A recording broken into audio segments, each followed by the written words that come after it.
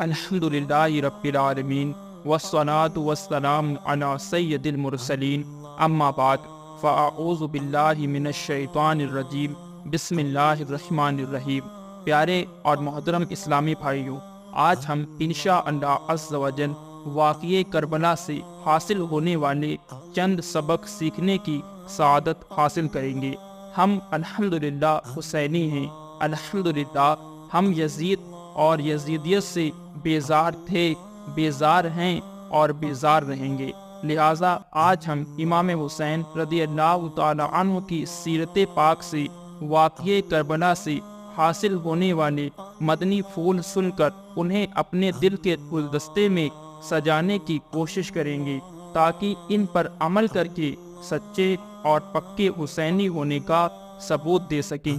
پہلا مدنی پھول جو امام حسین رضی اللہ تعالی عنہ کی سیرت پاک سے سیکھنے کو ملتا ہے وہ ہے جذبہ ایمانی میں حکمت عملی۔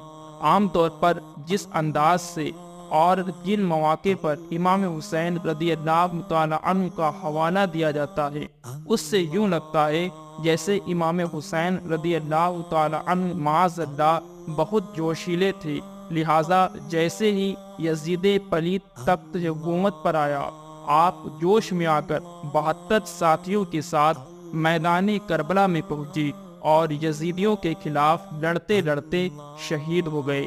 حالانکہ ایسی بات نہیں ہے۔ امام حسین رضی اللہ تعالی عنہ جذبہ ایمانی والے تھے۔ امام حسین رضی اللہ تعالی عنہ قرآن پڑھتے بھی تھے اور قرآن پاک کو سمجھتے بھی تھے، حدیث پاک پڑھتے بھی تھے اور حدیث پاک کو سمجھتے بھی تھے۔ امام حسین رضی اللہ تعالی عنہ دین کے رازوں کو سمجھتے تھے، دین کی کامل سمجھ بوجھ رکھنے والے تھے۔ اس لیے امام حسین رضی اللہ تعالی عنہ کا جذبہ خالی جذبہ نہیں تھا، بلکہ امام حسین رضی اللہ تعالی عنہ کا جذبہ جذبہ ایمانی تھا۔ امام حسین رضی اللہ تعالی عنہ کی شہادت تو ازل سے لکھی ہوئی تھی، آپ نے کربلا کے میدان میں شہید ہونا ہی تھا، اس کے اسباب بننے ہی تھے۔ امام حسین رضی اللہ تعالی عنہ خود بھی اپنی شہادت کے متعلق جانتے تھے، اس کے باوجود امام حسین رضی اللہ تعالی عنہ نے کسی لمحے بھی حکمت عملی کو نہیں چھوڑا۔ ایسا نہیں تھا کہ امام حسین رضی اللہ تعالی عنہ اٹھے اور کربلا میں جا کر یزیدیوں سے لڑتے لڑتے شہید ہو گئے، بلکہ امام حسین رضی اللہ تعالی عنہ نے پوری حکمت عملی سے کام لیا اور کمال گہرائی کے ساتھ قرآن و حدیث کو سمجھ کر پوری عقل مندی سے فیصلے کیے اور دین پر پوری طرح عمل کرتے ہوئے دین کے لیے قربانی پیش کی۔ اب یہاں دو باتیں ہیں۔ پہلی یہ کہ ایک تو یزید کی بیعت کرنا، اس میں امام حسین رضی اللہ تعالی عنہ نے بالکل مصلحت پرستی نہیں کی، ایک سیکنڈ کے کروڑویں حصے میں بھی امام حسین رضی اللہ تعالی عنہ نے یزید کی بیعت نہیں کی۔ دوسری بات ہے یزید کے خلاف عملی اقدامات کرنا، اس میں امام حسین رضی اللہ تعالی عنہ نے حکمت عملی اختیار فرمائی۔ یزید پلید 60 ہجری میں رجب کے مہینے میں تخت پر بیٹھا۔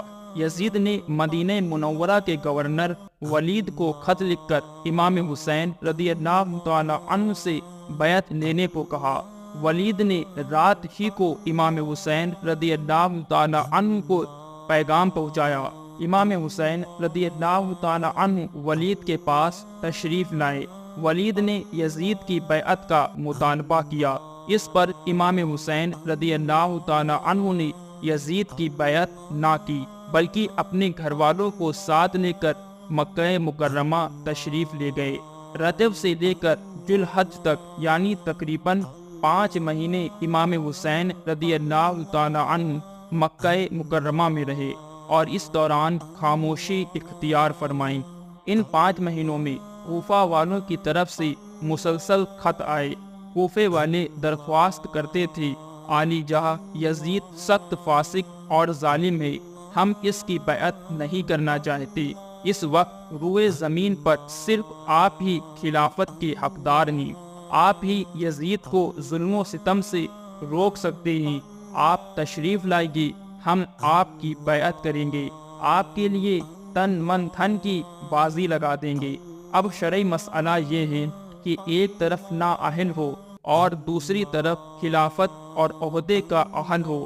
مسلمان اس اہل کو عرض کریں کہ آپ یہ منصب قبول کر لیجئے تاکہ امت نااہل کے ظلم و ستم سے بچ جائے۔ اس صورت میں جو خلافت اور منصب کا اہل ہے اس پر ضروری ہے کہ وہ منصب کو قبول کرے تاکہ مظلوموں کی مدد ہو۔ اب کوفہ والوں نے امام حسین رضی اللہ تعالی عنہ کی خدمت میں خط بھیج کر بار بار مطالبہ کیا، تو اب امام حسین رضی اللہ تعالی عنہ کے لیے شرعاً لازم تھا کہ آپ یزید کے خلاف عملی اقدام کرتے، ورنہ کوفہ والے بروز قیامت یہ عذر کرتے کہ یا اللہ پاک، ہم نے امام حسین رضی اللہ تعالی عنہ کی خدمت میں بار بار عرض کی تھی، جب امام حسین تشریف نہ لائے تو ہم مجبور ہو گئے، اور یزید چاہے ظالم تھا، فاسق تھا، ہمیں اس کی بیعت کرنی پڑی۔ اس لیے جب شرعاً لازم ہو گیا تو امام حسین رضی اللہ تعالی عنہ نے اس وقت حکمت عملی اختیار فرمائی اور کوفے کے حالات کا جائزہ لینے کے لیے اپنے چچا زاد بھائی امام مسلم رضی اللہ تعالی عنہ کو کوفہ بھیجا۔ یہ تمام حکمت عملیاں اختیار کرنے کے بعد امام حسین رضی اللہ تعالی عنہ کوفے کے لیے روانہ ہوئے، مگر افسوس کوفے والے بے وفا نکلے۔ انہوں نے خود خط لکھ لکھ کر امام حسین رضی اللہ تعالی عنہ کو کوفے بلا کر آپ کو یزیدی فوج کے حوالے کر دیا۔ امام حسین رضی اللہ تعالی عنہ ابھی راستے ہی میں تھے کہ یزیدی فوج نے آپ کا راستہ روک لیا۔ یوں امام حسین رضی اللہ تعالی عنہ کربلا پہنچے اور دین کی حفاظت کے لیے 72 تن قربان کر دیے، اور آخر میں خود بھی جام شہادت نوش فرمایا۔ پیارے اسلامی بھائیوں، ہمیں بھی چاہیے کہ ہم حقیقی حسینی بنیں۔ امام حسین رضی اللہ تعالی عنہ قرآن کریم کو سمجھتے تھے، ہم بھی قرآن کریم کو سمجھیں۔ امام حسین رضی اللہ تعالی عنہ حدیث پاک کے عالم تھے، ہم بھی حدیث پاک کا علم حاصل کریں۔ امام حسین رضی اللہ تعالی عنہ دین کو سمجھتے تھے، دین کے کامل پیروکار تھے۔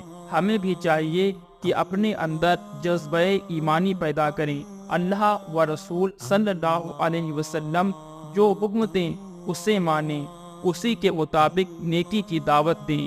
امام حسین رضی اللہ تعالی عنہ نے یزید کے تخت پر بیٹھنے سے لے کر کربلا میں شہید ہونے تک لمحہ لمحہ حکمت عملی کا مظاہرہ فرمایا۔